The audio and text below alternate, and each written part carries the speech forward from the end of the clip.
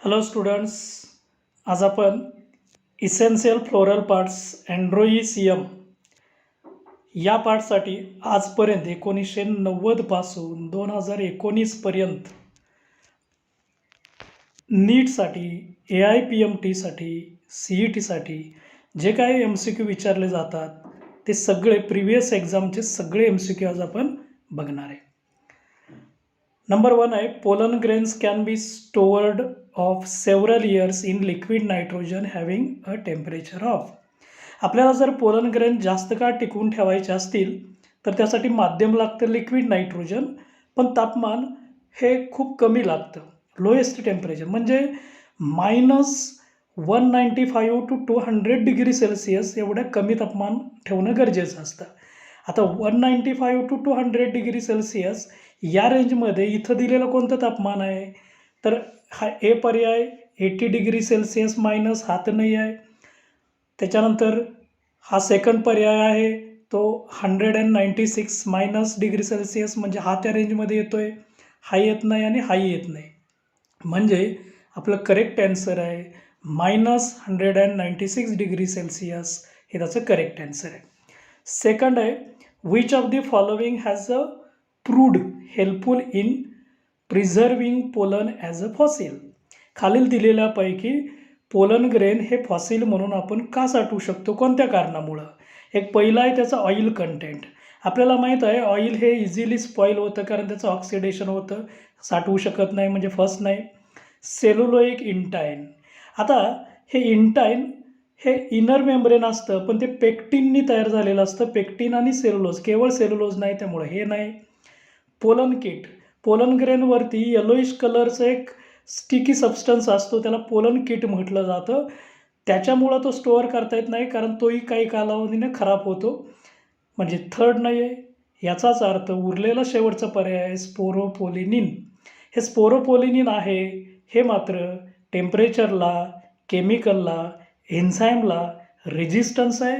जास्त काळ ते पोलन ग्रेनला टिकवू शकतं. So pollens are preserved as a fossil with the help of sporopollenin. That means D answer. Number 3 winged pollen grains are present in mango, cycas, mustard, pinus. आता हा मँगोचा pollen grain बघितला तर तो टॉप शेप्ड असतो, भवऱ्याच्या आकाराचा असतो. सायकसचा pollen grain बघितला तर त्याला स्पेरिकल असतं. मस्टार्डचा घेतला तर ओव्हल शेप्ड असतो. स्पायनसचा स्पेरिकल असतो पण याला दोन्ही साईडला असे विंग्ज असतात आणि या विंग्जमधून तो हवेमार्फत जास्त पुढं जाऊ शकतो. त्यासाठी pinus is a winged pollen grain. Next proximal end of filament of stamens is attached to the. आता फिलामेंट म्हणजे आपल्याला माहीत आहे हे मेल सेक्स ऑर्गन आहे, याला आपण अँथर म्हणतो. हा अँथर आहे, हा फिलामेंट आहे आणि हा फिलामेंटचं प्रॉक्सिमल एंड आहे, हे डिस्टल एंड असतं.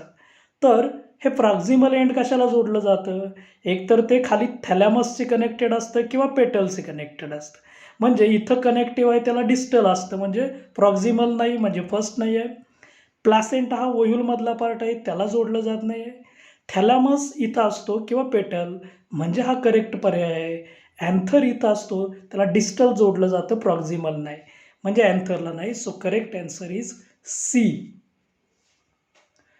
Then which of the following statement is not true. True नसलेलं स्टेटमेंट आपल्याला ओळखायचं आहे. बघा फर्स्ट आहे exine is made up of sporopollenin.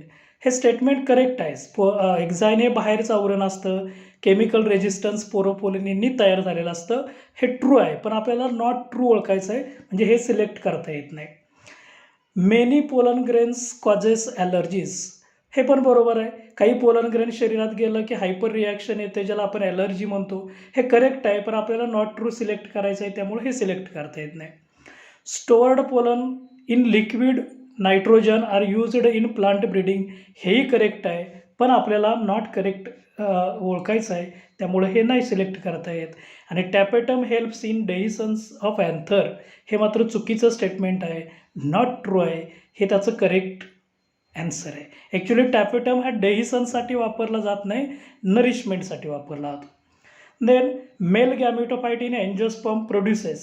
तर मेल गॅमेटोफाईट अँजिओस्पर्म पासून काय तयार होतं मेल गॅमेटोफाईटमध्ये, तर हा जो मेल गॅमेटोफाईट आहे हा आपल्याला माहीत आहे की हा पोलन ग्रेनपासून तयार झाला जातो. पोलन ग्रेनमध्ये त्याच्यामध्ये एक लहानसे पेशी असते ज्याला जनरेटिव्ह सेल म्हटलं जातं, एक लार्ज सेल असते आणि या लहान पेशीपासून 2 स्पर्म्स म्हणजे मेल गॅमेट्स तयार होतात आणि लार्ज सेल असते ती व्हेजिटेटिव्ह म्हणजे 2 स्पर्म्स, मेल गॅमेट आणि व्हेजिटेटिव्ह सेल हे त्याचं करेक्ट आन्सर आहे. बघूया पर्याय कोणकोणते. पहिला पर्याय 2 sperms and a vegetative cell म्हणजे हेच करेक्ट आन्सर आहे. सिंगल स्पर्म व्हेजिटेटिव्ह सेल हे करेक्ट नाही आहे. सिंगल स्पर्म 2 व्हेजिटेटिव्ह सेल हेही करेक्ट नाही. 3 स्पर्म करेक्ट नाही, कारण मेल गॅमेटोफाईटमध्ये केवळ आणि केवळ 2 स्पर्म, स्पर्म म्हणजे मेल गॅमेट हे लक्षात ठेवा, अँड व्हेजिटेटिव्ह सेल असते, हे त्याचं करेक्ट आन्सर आहे. Number 7, in angiosperm microsporogenesis and megasporogenesis occurs in anther हा फर्स्ट पर्याय आहे. आपल्याला माहीत आहे अँथरमध्ये मियोसिस होतं, पण ते फक्त मायक्रोस्पोरोजेनेसिस हीच प्रोसेस होते, मेगास्पोरोजेनेसिस होत नाही. त्यामुळे ए हा सिलेक्ट करता येत नाही. Forms gametes without further division, दोन्हीमध्ये गॅमेट्स तयार होतात पण डिव्हिजन होतात.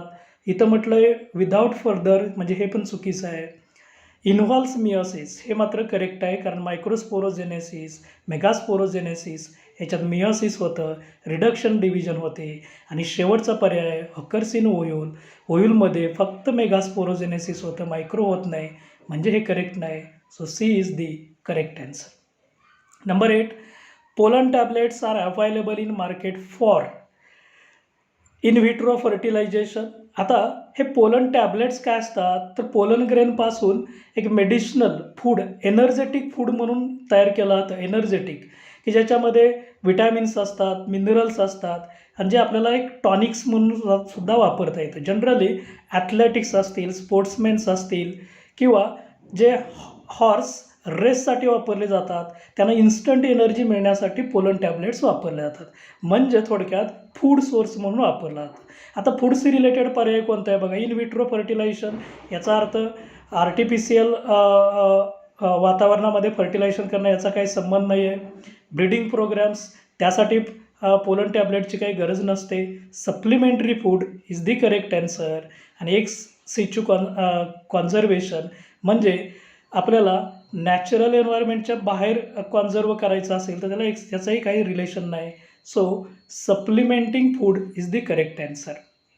Number 9, which of the following statement is correct. आता करेक्ट स्टेटमेंट आपल्याला ओळखायचं आहे. Hard outer layer of pollen is called intine. No, hard outer layer is called as exine. Intine म्हटलं जात नाही, म्हणजे हे चूक आहे. Sporogenous tissue is haploid. No, आपल्याला माहीत आहे स्पोरोजिनस टिश्यूमध्ये मदर सेल्स असतात, त्या डिप्लॉइड असतात, हॅप्लॉइड नसतात, म्हणजे हाही पर्याय नाही. Endothecium produce the microspores. Microspore एंडोथेसियमपासून तयार होत नाहीत, ते मायक्रोस्पोर मदर सेलपासून तयार होतात, म्हणजे हा पर्याय नाही. म्हणजे रिमेनिंग पर्याय आहे. So tapetum nourishes the developing pollen is the correct answer, कारण टॅपेटममध्ये न्यूट्रियंट्स असतात आणि ते पोलन ग्रेनसाठी वापरले जातात. Number 10, an organic substance that can withstand environmental extremes and cannot be degraded any enzyme. असं एक केमिकल आहे की ते कोणत्याही ॲडवर्स कंडिशनला स्टँड होऊ शकतो, एन्झाईमली डिग्रेड होत नाही, आणि तो आपल्याला माहीत आहे पोलन ग्रेनचं मायक्रोस्पोरचं बाहेरचं आवरण असतं एक्झाईन, आणि ते तयार झालेलं असतं स्पोरोपोलिनिन. हे याच्या अगोदरच्या पण MCQमध्ये आलेलं आहे. त्यामुळे क्युटिकल ही डिग्रेडेबल असते.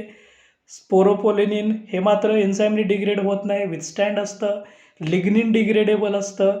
सेल्युलोज हे सेल्युलेज एन्झाईमनी डिग्रेडेबल होतं. याचा अर्थ करेक्ट आन्सर आहे sporopollenin. Number next 11, male gametes in angiosperms are formed by the division of. आपल्याला माहीत आहे मेल गॅमेटोफाईटमध्ये मेल गॅमिट्स असतात आणि ते 2 पेशी असतात, एक व्हेजिटेटिव्ह सेल आणि जनरेटिव्ह सेल. त्यापैकी जी लहान असते जनरेटिव्ह सेलपासून तयार झालेले असतात, मायक्रोस्पोअरपासून तयार होत नाही, कारण मायक्रोस्पोअरपासून पुढं डेव्हलपमेंट होऊन 2 पेशी तयार झातात.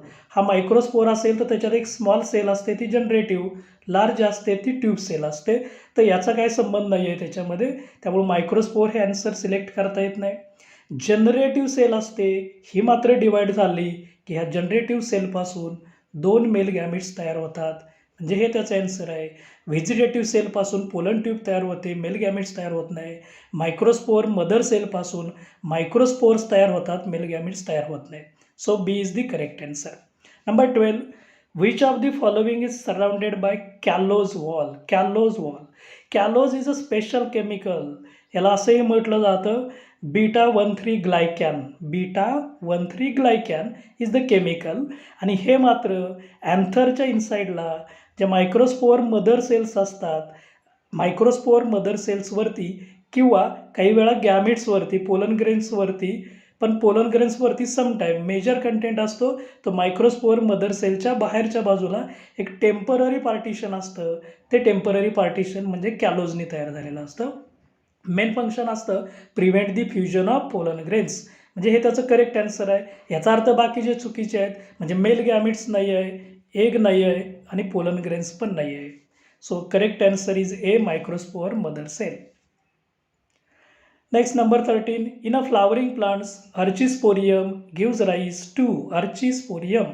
आता जे स्पोरोजिनस टिश्यू असतात त्याच्यामध्ये आर्चिस्पोरियम असतं आणि त्या आर्चिस्पोरियमपासून जनरली त्याच्यामध्ये अँथरची जी संपूर्ण वॉल तयार होत असते आणि इनसाईडचे इनर स्पोरोजिनस टिश्यू तयार होत असतात. Only tapetum and sporogenous tissue नाही आहे. टॅपेटम हा एक सिंगल लेअर आहे कारण अँथर वॉल ही मेन 4 लेयर्सनी तयार झालेली असते. Only the wall of the sporangium हे पण नाही. So both wall and sporogenous tissue हे मात्र करेक्ट आहे. पूर्ण वॉल पण तयार होते आणि स्पोरोजिनस टिश्यू पण तयार होतात. वॉल अँड टॅपेटम पण नाही, सिंगल लेअर असतो. 4 लेअर आणि sporogenous tissue. So C is the correct answer. Number 14, in angiosperm all the 4 microspore of tetrad are covered by layer which is formed bye.